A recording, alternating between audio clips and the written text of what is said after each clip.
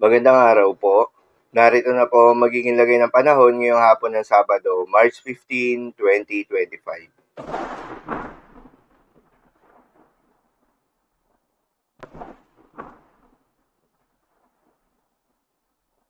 Sa kasalukuyan na tayong sa pag-asa, easterlies o yung mainit na hangin galing sa may silangan ang patuloy pa ring nakakaapekto ngayon sa buong bahagi ng ating bansa.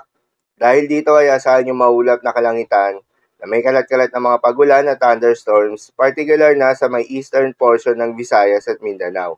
Habang bahagyang maulap hanggang sa maulap na kalangitan na may kalat-kalat na mga pagulan o thunderstorms sa nalalabing bahagi ng ating bansa.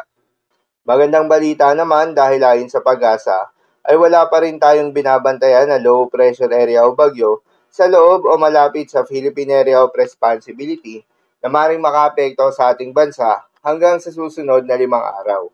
Ngunit maging handa pa rin tayo dahil maaaring wala o merong isang bagyo ang posibleng mabuo o pumasok ng Philippine Area of Responsibility ngayong buwan ng Marso.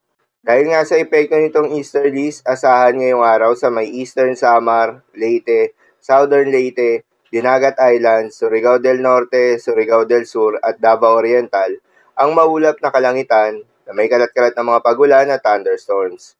Posible ang mga pagbaha o pagguho ng lupa. Dahil sa katamtaman hanggang sa kung minsan ay malakas na pagulan. Habang sa Metro Manila at nalalabing bahagi pa ng ating bansa, ay asahan naman yung bahagyang maulap hanggang sa maulap na kalangitan na may kalat-kalat na mga pagulan o thunderstorms. Dulot pa rin yan ng easterlies.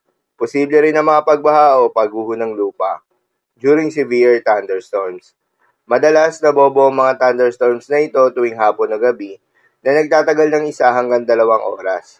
Kaya naman ingat sa mga posibleng banta ng pagbaha at pagguho ng lupa, lalong-lalo na sa mga lugar na inuulan na noong mga nakaraang araw pa. Para naman sa heat index forecast, narito yung mga lugar na makakaranas na matinding init ngayong araw na aabot sa 42 degrees Celsius. Kabilang dyan ang Dagupan City, Pangasinan, Basco, Batanes, at Zamboanga City, Zamboanga del Sur. Habang sa Metro Manila ay aabot naman ng 39 degrees Celsius. Paalala lang po na huwag kalimutang magdala at uminom ng tubig at magdala rin ng payong kung may lakad. Bawasan muna ang paglabas ng bahay sa panahon na mataas na temperatura upang maiwasan ang heat-related emergencies kagaya ng heat exhaustion, heat cramps at heat stroke.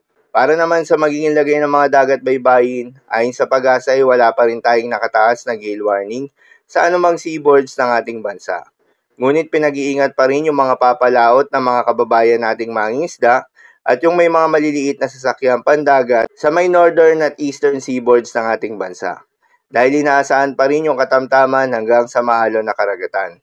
At sa nalalabing seaboards ng ating bansa ay asahan naman yung banayad hanggang sa katamtaman ng mga pag-alon. Ngunit iba yung pag-iingat pa rin, lalo na kung meron tayong offshore thunderstorms activity, asahan yung paglakas ng hangin at kaakibat nito ay pagtaas rin ng mga pag-alon. So yun lamang po para sa lagay ng panahon ngayong araw ng Sabado. Keep safe everyone.